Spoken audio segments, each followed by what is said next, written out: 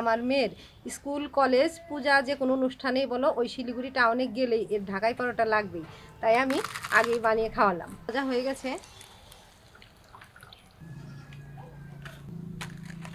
এবার বাটিতে যে মশলাগুলো গুলে রেখেছি সেটা দিচ্ছি, নেড়ে চেড়ে ভালোভাবে মশলার সাথে মিশিয়ে দিচ্ছি। এবার যে এই গোলাটা গুলে রেখেছি এটা ভরে দেব। এই যে কি সুন্দর একটা গোলাপ ফুলের মতো হয়ে গেছে।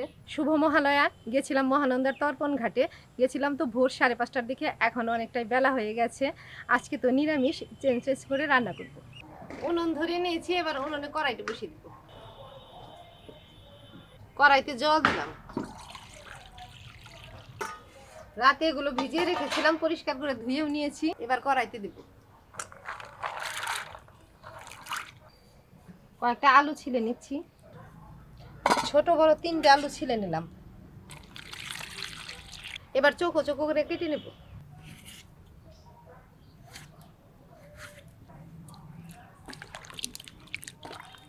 এগুলো মটরের সাথে একসাথে ভাপিয়ে নেব। দিলাম অল্প লবণ, একটু হলুদ গুঁড়ো দিয়ে দিলাম, নেড়ে চেড়ে হলুদ লবণ মিশিয়ে ঢাকা দিলাম।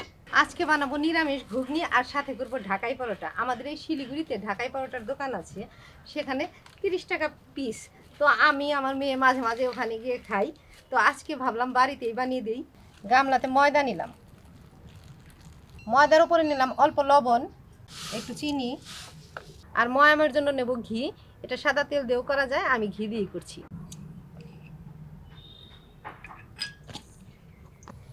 ময়দাটা ভালোভাবে মেখে নিলাম। এটা খুবই সহজ, আমরা যে লুচির গোলাটা গুলি ঠিক ওইভাবেই গুলতে হবে। এবার অল্প অল্প জল নিয়ে গুলে নেব।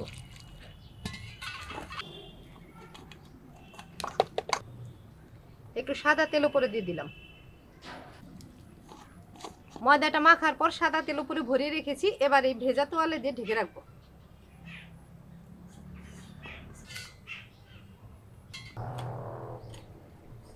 এদিকে আলু মটর ভাপানো হয়ে গেছে, এবার নামিয়ে দেব। আদা বেটে নেব। বাটিতে নিয়েছি হলুদ গুঁড়ো, লঙ্কার গুঁড়ো, ধনে গুঁড়ো, জিরে গুঁড়ো। এখানে আদাটা নামাবো। সব মশলা একসাথে গুলে নেব। কড়াইতে দেবো সাদা তেল। সাদা তেল, সর্ষের তেল, যে কোনোটা দিয়ে রান্না করা যায়, আজকে আমি সাদা তেল দিয়েই করছি। শুকনা লঙ্কা, তেজপাতা, গোটা জিরে, গোটা গরম মশলা।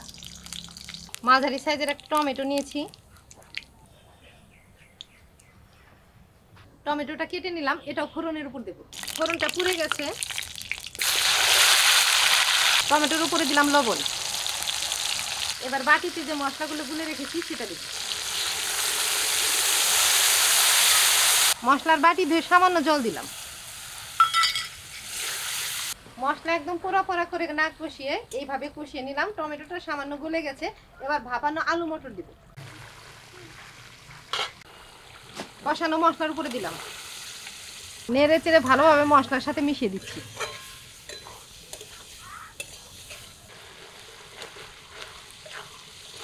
দুই একটা আলুর টুকরা আমি খুন্তি দিয়ে ভেঙে দিলাম। মশলার সাথে নেড়ে চেড়ে ভালোভাবে কষিয়ে নিলাম। এবার ঝোলের জন্য জল দিব। এই ঝোলটা নিজেদের পছন্দ মতো, কেউ যদি একটু ঝোল ঝোল খেতে চাও একটু বেশি দেবে, আর যদি মাখা মাখা করতে চাও কম দেবে। আমার মেয়ে যখন মিষ্টির দোকানে পুরি ঘুগনি খায়, ঝোল ঝোল খেতেই পছন্দ করে, চামিচ দিয়ে শিশির ঝোলটাও চেটে খায়। ওপরে কয়েকটা কাঁচা লঙ্কা ভেঙে দেব।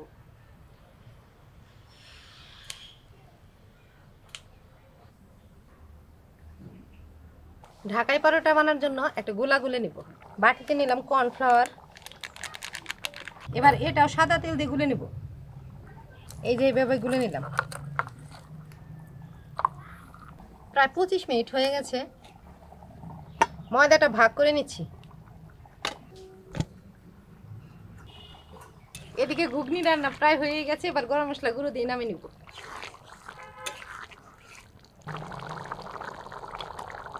গরম মশলা গুঁড়ো দিলাম, ভালোভাবে মিশিয়ে দিচ্ছি। গামলাতে ঢেলে দিলাম।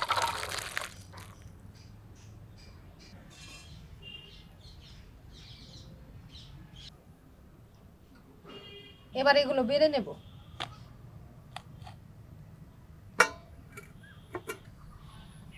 কেউ কেউ চাইলে ময়দা দিয়েও বেলতে পারো, আমি তেল দিয়ে বেলে নিচ্ছি। যতটা সম্ভব গোল করে বেলে নিয়েছি। এবার যে এই গোলাটা গুলে রেখেছি এটা ভরে দেব। পুরো রুটিটার মধ্যেই ভরে নিয়েছি। এবার এক সাইড থেকে কেটে দেব। এবার এক দিক থেকে আস্তে আস্তে মুড়ে দেব।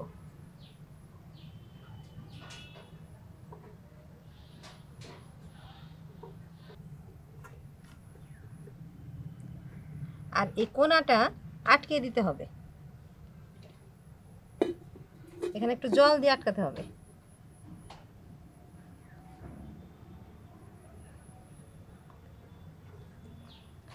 এই যে কি সুন্দর একটা গোলাপ ফুলের মতো হয়ে গেছে। এবার একদম উপরের পর্দাটা দিয়ে ঢেকে দিব।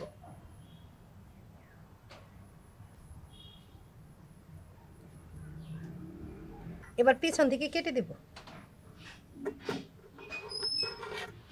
এই যে লেয়ার লেয়ার বোঝা যাচ্ছে। এখানে সাদা তেল দেব। এমনভাবে প্রত্যেকটা বানিয়ে নেব।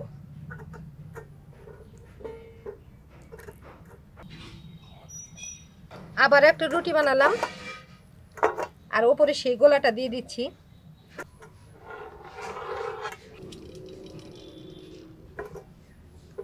জল দিলাম যাতে এটা আটকে যায়।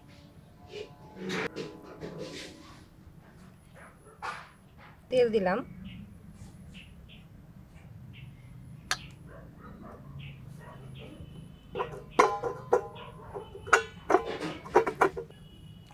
ঘুগনি রান্নার পর কড়াইটা ধুয়ে আবার উনুনে বসিয়ে দিয়েছি। কড়াই গরম হয়ে গেছে। এবার কড়াইতে সাদা তেল দেব। এবার বেলে নেব।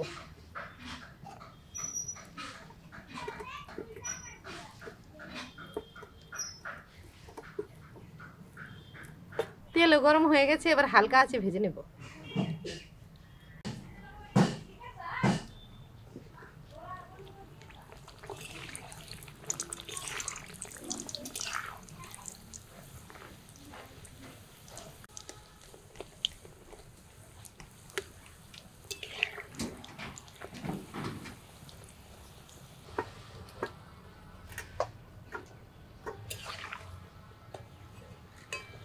এই পরোটা তো লেয়ার লেয়ার, ভিতরে অনেক তেল ঢুকে যায়। ভাজা হলে এইভাবে তেলটা ছেঁকে নিতে হবে। এই যে কতটা তেল ঢুকে গেছে। একটা পরোটা হয়ে গেল।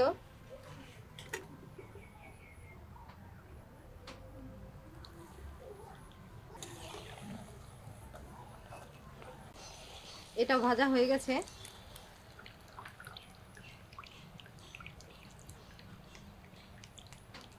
তেলটা ছেঁকে নিলাম।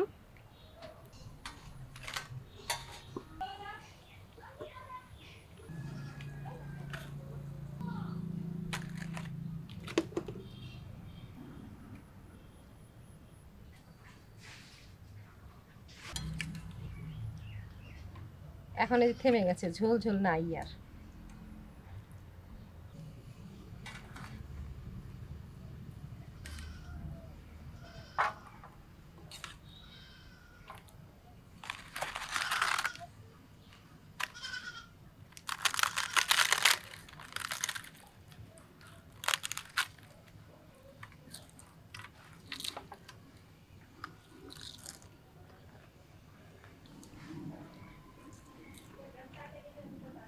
সেই স্বাদ হচ্ছে। কোনটা খাবি? পরোটা। এটা? হ্যাঁ। আচ্ছা এই দুটো রেখে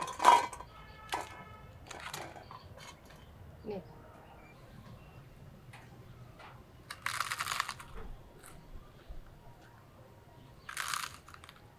ঘুগনিটা খাওয়ার জন্য যে চামিস নি।